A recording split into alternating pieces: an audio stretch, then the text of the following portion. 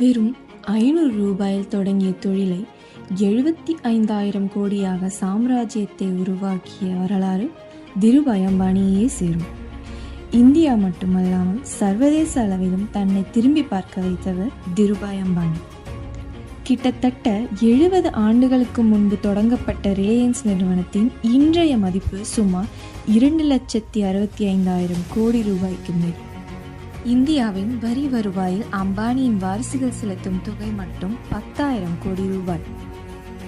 December 28, 1932 ஆண்டு குஜராத்தில் உள்ள சோர்வாட் என்ற இடத்தில் பிறந்தார் திருபாய்.